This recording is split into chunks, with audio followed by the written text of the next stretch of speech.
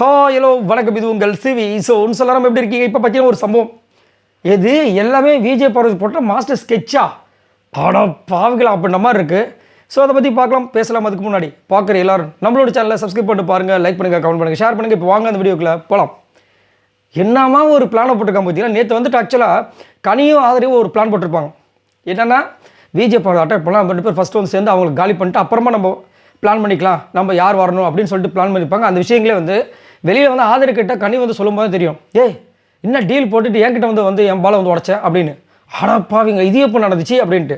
இப்போ என்னென்னா இதை விட முன்னாடி ஒரு பிளானை விஜய் பார்வதி போட்டிருக்காங்க. அதை ஆதரவு சொல்லும்போது நம்மளுக்கு தெரியுது என்னென்னா, இவங்க அதாவது ஜெயிலுக்குள்ளே வந்து நம்ம சாண்ட்ரா வந்து விஜய் பார்வதி கிட்ட சொன்னாங்க, ஏய் ஒஸ்ட்டு பர்ஃபார்மன்ஸில் போய் வினோத்தை போகிறதுக்கு பதில் இந்த ட்ரெஸ்ஸிங் ரூமில் வந்து விக்ரமும் சுபிக்ஷா மாட்டினாங்களே, பிக் பாஸ் சொன்னார்ல, நீங்கள் மைக் விஷுக்கு மாட்டினீங்களே, அப்போ உங்களை எல்லோரும் வந்து ஒஸ்ட்டு பர்ஃபார்மன்ஸை சொல்லும்போது நீங்கள் இதை சொல்லியிருக்கணும்ல அப்படின்ற மாதிரி சொல்கிறாங்க. கமருதன் நீ சொல்லியிருக்கணும் அப்படின்னு. அப்போ அவங்க சொல்கிறாங்க, இல்லை என்னோடய பிளானே வந்து வினோத் அப்படின்னு. வினோத்தா? ஆமாம், வினோத் வந்து போட்டாங்க. அப்போயே வந்து எல்லோரும் சொல்லியிருப்பாங்க, தலையை சொல்லக்கூடாது. ஏன் சொல்லக்கூடாது? சொல்லலாம், சொல்லியிருந்தா பிக் பாஸ் சொல்லியிருப்பார்ல, சொல்லக்கூடாதுண்ணா அப்படின்னு சொல்லியிருப்பாங்க. நானும் யோசித்தேன், என்னடா அது வினோத்தை வந்து சொல்கிறாங்களே, ஆல்ரெடி வினோத்தை சொன்னாவே வினோத்தை வந்துட்டு விஜய் பார்வதி தான் சொல்லுவார். அப்படி இருந்து இந்த விஷயம் பறிச்சு எதுக்கு அவர் நல்லா தானே பண்ணார் அப்படின்னு பார்த்தா அங்கே தான் ஒரு பிளானை வச்சுருக்காங்க. ஏன்னா இது வரைக்கும் வினோத் வந்து இப்போ ஃபஸ்ட் டைம் கேப்டன் ஆகிட்டார், ரைட்டு. ஆனால் இப்போ உள்ளே வந்த பார்த்தீங்கன்னா 4 பேர் வந்து இப்போ செலக்ட் இருக்காங்க. அது விஜய் பார்வதி இது வரைக்கும் கேப்டன் ஆகலை, கமருதீன் கேப்டன் ஆகலை, ஆதரே கேப்டன் ஆகலை, கனி கேப்டன் ஆகிட்டாங்க. ஸோ இதில் வந்து வினோத்தும் வந்துட்டு அவர் பாட்டுக்கு வந்து அதில் வந்து அடிச்சுட்டு போயிட்டார்னா, அதனால் என்ன பண்ணியிருக்காங்க, இவர் வந்து ஒஸ்ட் பர்ஃபார்மன்ஸில் போட்டால் இன்னொருத்தங்க யாராவது போடுவாங்க, யார் போடுவா அப்படின்னு யோசிச்சிங்கன்னா ஆதரிக்கிட்ட இந்த பிளானை சொல்லியிருக்காங்க. ஆனால் ஆதரி வந்து இப்போ சொல்கிறாங்க, இவ தான் என்கிட்ட வந்து சொன்னால் அதான் கரெக்டு. ஏன்னா வினோத் ஆல்ரெடி ஒரு கேப்டன் ஆகிட்டார். இப்போ திரும்ப உள்ளே வந்துட்டு கனியும் வினோத் ஏதோ டஃப் கொடுத்து 2 பேர் வந்துட்டாங்கன்னா அப்புறம் இவங்களுக்கு சான்ஸ் எல்லாம் போடலாம். ஏன்னா இருக்கிறது இன்னும் வந்துட்டு 3 வாரம் தான் கேப்டன் ஆக முடியும். அதனால் நாங்கள் ஒரு பிளானை போட்டோம் அப்படின்றாங்க. இவ தான் வந்து சொன்னான்றாங்க. அடப்பாவிப்பா விஜய் பார்வதி வேற மாதிரி. ஏன்னா நிறைய பேர் வந்துட்டுல விஜய் பார்வதி கேமே போச்சு, ஃபுல்லாக லவ்வில் தான் சுற்றிட்டு இருக்காங்க அப்படின்றாங்க. இது பாருங்கள், யோசிச்சு பாருங்கள்.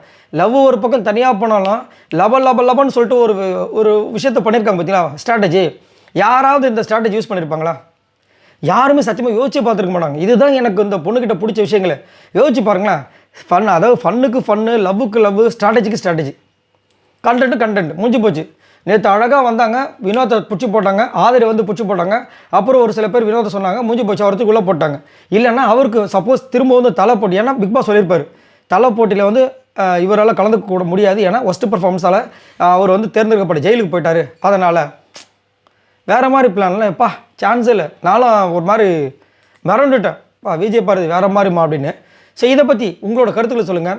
என்ன மாதிரி ஒரு பிளானை போகுது பாருங்க பொண்ணு, செம்மையாக இருந்துச்சு. அதுக்கப்புறம் பிக் பாஸ் வந்துட்டு உங்களோட சிறை தண்டனை காலம் முடிஞ்சு விட்டது, வெளியே வாங்க அப்படின்னு சொல்லி முடித்தாங்க. அதுக்கப்புறம் ஒரு விஷயத்தை வேறு சொன்னாங்க. நேற்று அப்படி ஒரு சம்பவம் நடந்திருக்கு. என்னென்னா 75வது நாள் ஜெயிலில் வந்துட்டு சாண்ட்ராவும் வினோத்தும் இருந்திருக்காங்க. அதே 75வது நாள் தான் நம்ம கமருதனும் வந்துட்டு கேப்டன் ஆகிருக்கார். இது செம்மையான ஒரு மெமரபிள் மூவ்மெண்ட்டு, மறந்துடாதீங்கன்ற மாதிரி சொன்னாங்க. செம்மையாக இருக்கல, எவ்வளோ விஷயங்கள் நோட் பண்ணுறாங்க பாருங்கள்.